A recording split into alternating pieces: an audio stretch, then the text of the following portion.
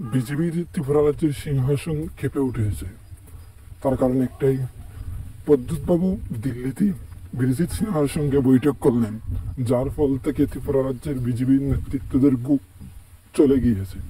তার কারণ একটাই, কারণ প্রদ্যুৎ কিশোর মানিক্য বহুত আগে কংগ্রেসে ছিলেন এবং বর্তমানে যারা বিজেপির বিধায়ক মন্ত্রীরা রয়েছেন তারা অধিকাংশ নেতৃত্বরা কংগ্রেসেই একসঙ্গে ছিল।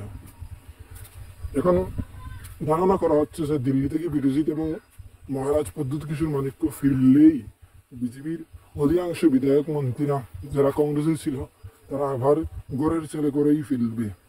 আর এইরকম যদি হয় তাহলে ত্রিপুরা রাজ্যে বিজেপি সরকার একটু টিকতে পারবে না।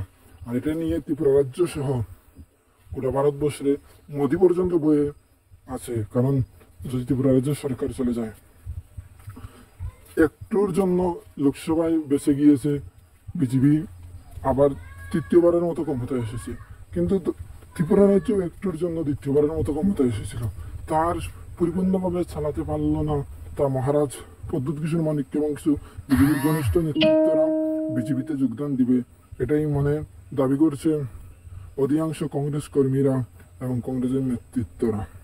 এখন দেখা যাক, এতটুকু পর্যন্ত আপনাদের সামনে পরবর্তী খবর আসার পরেই আপনাদেরকে জানানো হবে। ধন্যবাদ সবাইকে।